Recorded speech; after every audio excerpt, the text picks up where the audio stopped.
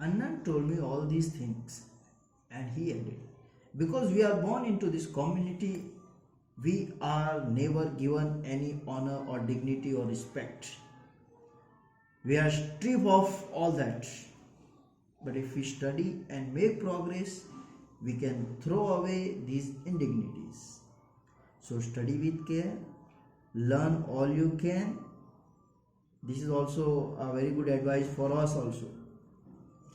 If you are always head in your lesson, people will come to you of their own accord without being asked or forced. That is the meaning of on accord.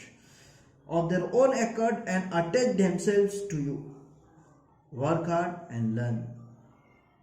This is only the weapon that you have, my students. The word that Anna spoke to me that day made a very deep impression on me, and I studied hard with all my breath and being in a frenzy. Frenzy means strong emotion. Frenzy almost.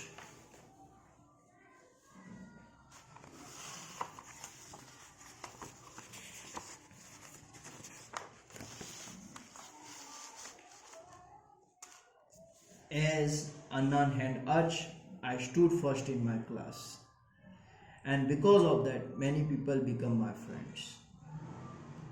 Let me explain you in nutshell. Anna is there giving advice to her sister. Anna told Bama that because they were born into a low caste community, they were never given any honor or dignity or respect.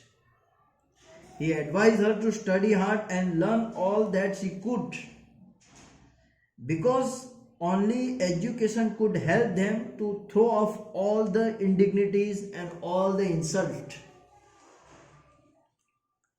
These words made a deep impression on Bama.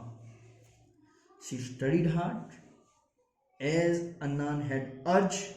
She stood first in her class, and because of that, many people become her friends. Now let us discuss the question answer. The first question. The two accounts that you read above are based in two distant culture. What is the commonality of theme found in both of them? Yeah, there is similarity in both incidents. Both of the accounts are based on the distant culture and of two educated women from marginalized community who look back on their childhood and reflect on their relationship with the mainstream culture.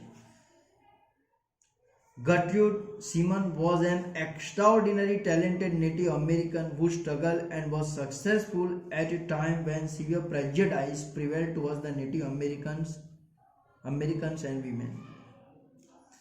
Bama is a Tamil Dalit woman from a Roman Catholic family. She was disgusted as the lower caste people were stripped of all honor, dignity and respect which she managed to regain through her education. Both these women have pains inflicted upon them by their societies and culture.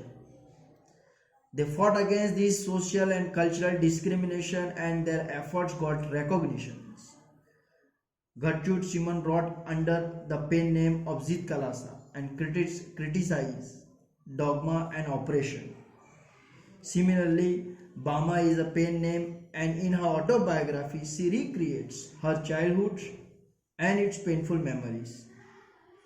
Both these women have used writing as an effective means of battling discrimination and evils of oppressions. Even the usage of pen name is common to both these writers. We'll discuss the rest of the question answer in the next video.